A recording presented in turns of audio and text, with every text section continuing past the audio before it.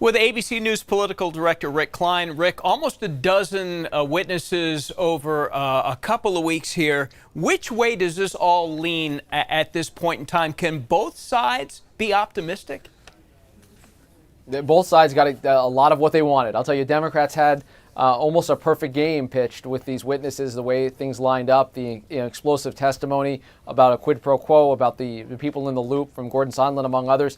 It all lined up exactly as Democrats wanted. And as for Republicans, they're as united as ever in saying that they will not vote to support impeachment or removal from office. So where you stand depends on where you sit. And you end the week knowing that Democrats take a lot of different things away than Republicans.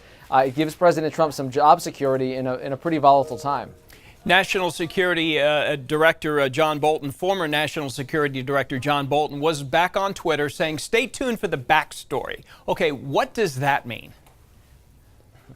Hey, who knows? He's got a book coming out. Maybe it means buy his book. We're all refreshing Twitter to see if he wants to explain himself. He could also tell that story to the House Intelligence Committee tomorrow, if he so chose. He is fighting that in court, looking for a court ruling on that, even though he's now a private citizen. A lot of people are speculating about what that story would be. John Bolton, of course, came to the White House, served under President Trump during this critical time. Wasn't particularly known as a Trumpy guy, though. He was a Bush a veteran, a former ambassador to the United Nations under President Bush, George W. Bush. He clashed repeatedly with President Trump. Does he, though, have the goods on President Trump? Would he want to tell that story? Is it a stalling tactic? Is it a PR tactic? Those are among the questions that are occurring to us as this week comes to a close. I've heard you say you expect a vote on this by the end of the year. What do you think the Democrats are going to do at this point? Has there been enough for them to vote yes? There's been enough for them to refer this to the Judiciary Committee and for the Judiciary Committee to report out articles of impeachment and for Democrats to almost certainly impeach the President of the United States. They felt like they had enough going into this based on the transcript and closed-door testimony. Certainly the open testimony has all reinforced the narrative. From their perspective, nothing takes away from the central story that they have told. It's been confirmed by witness after witness. The facts are not in dispute. The question is of interpretation. And their interpretation of this is that the president needs to be removed from office as a result. Of course, Republicans disagree, but Democrats control the House, so I do expect that he will be impeached. So you mentioned by the end of the year. Does this whole process to this point seem rushed to you? And if so, why would it be rushed?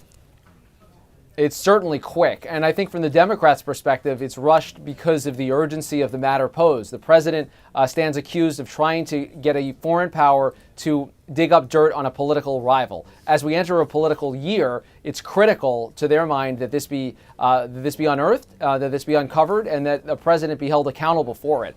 It also, I think, extends to the fact that we're coming up on an election in 11 months or so, and you don't want to make this the entire public focus if you're the Democrats. They also feel like it's a clean enough issue that it doesn't take a special counsel's probe. It doesn't take months and months or years of investigations, as previous inquiries have, to decide that there's enough here. They have the evidence. Why not move forward? Keep it limited. Keep it narrow in scope, and try to move ahead. You mentioned moving forward because obviously next year it would go to the Senate, in which case, if it does, do you see, based on what happened in the last week or two, do you see 20 Republican senators, I believe that's what it would need to be, that would flip to vote to convict the president? No, I don't. And your math is right. It would take 20. They're not there. Right now, there may not be any. Maybe one if Mitt Romney decides to, but he hasn't supported public impeachment of the president or conviction of the president either. There's no signs of that kind of dam breaking, that the president actually gets removed from office. I think there were questions going into the committee, the hearings in the last 2 weeks, how Republicans would withhold this, but there's been no new cracks in the support in the House or the Senate. I don't think anything changes the stubborn math if you're a Democrat trying to remove him from office. ABC News political director Rick Klein. Rick, thank you. Have a good rest of the day. Thank you. Thanks.